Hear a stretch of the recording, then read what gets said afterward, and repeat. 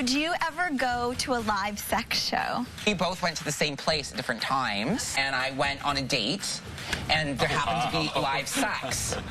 So I found a nook where there was a fire extinguisher, and I stood there in my parka. So there's sex happening by professionals on stage. I don't know if we want to call these people professionals in any way, but they're people having sex. Let's just say that. Where was your date while you were standing by the fire In the hydrant? washroom for 25 minutes. Okay. You should have left after 5. I know, I don't know what I was thinking. Do you enjoy your sex show experience? Well, no. It got canceled. Would you go back? Yeah. I'd rather pay for to go see Wicked or something. Yeah. That's the thing. If I was you,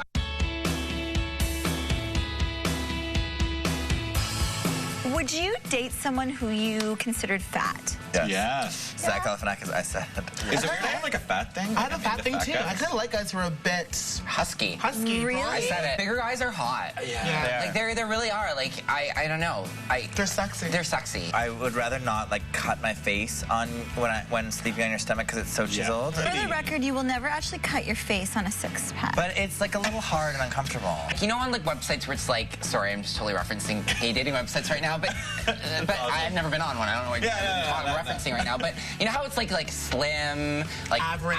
I love average. I can't do athletic. It scares me. I just imagine a guy like walking around with a frisbee and a football. Like And a protein shake. Yeah. There'll be me in the back with like a wheel of brie and like a. Hey, where are we going today? There, suck me out. Is there anything you've said on the show that you wish you could take back? Yes. What? One of my first episodes on the show, I was talking with my father. That ended up destroying my relationship with my father. No. Yeah, and I haven't talked to him in six months. So what I was saying was honest and from the heart. But for him to see it on television was a bit offensive and it bruised his ego. And it probably hurt his feelings. Oh, totally. I get that. And so we haven't talked since. But I still have love for my father, and I'm so grateful for what he's done for me. On one episode, I referenced my grandmother being a whore. My grandmothers were sluts. They were whores. That's why they had the plastic on, because they were getting all the time. Yes. I just want to say that I take that back, and she's actually a hoe bag, okay?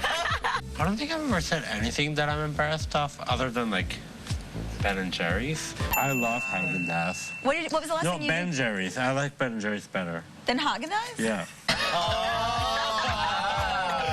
Haagen-Dazs. Yeah. Well, no, but I feel like even in that episode, I feel like I was so angry about like some guy. I feel like today I would say like, you know, he's not an asshole. He's just really lame.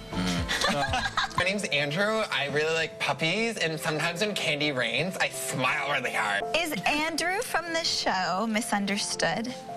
There was a moment on the show where he was making a comment about David's tattoos and tattoos in general. You know what? I don't even like tattoos.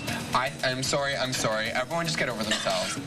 People think that tattoos are like this expressive way to go through it, and you're like, oh my God, how artsy am I? I have a cupcake on my arm. I've had no negative reaction to my tattoos except for that moment right there. Yeah. So like, peace. Like, my tattoos are sexy. Peace. Andrew was being honest, and that was present for him in that moment. And I think people were making fun of him or bashing him online, which was a bit unfair because he was being brave. I think there is an active little like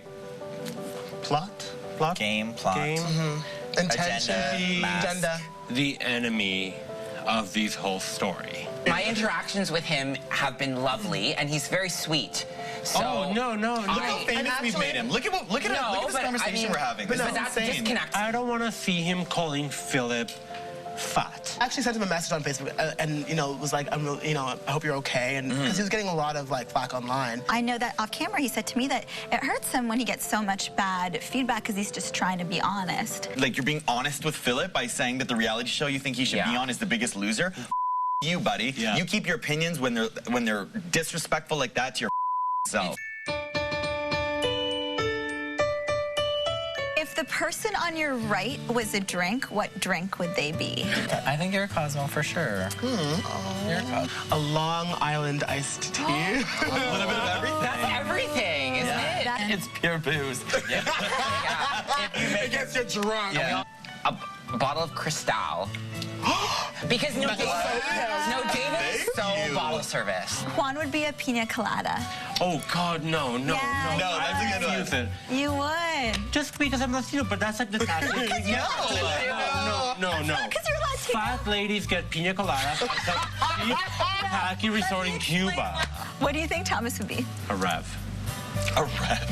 No. What's a Am I rev? allowed to get more offended than he was? What's a rev? A rev? It's like a cooler. It's what 12-year-olds Oh, the drink with. blue It's a neon blue Yes. party cooler. I like rev Where your still, tongue sorry. gets blue and you're like, yeah, but They're super sugary and disgusting. This is a rev. Sweet. He's so You're sweet and you're cheap and college boys like you. And everyone who meets me gets a headache the next day. Yes. Rev is better than a pina colada. You can get Rev at any bar in Toronto. You cannot get a pina colada in Toronto. No wonder I'm single.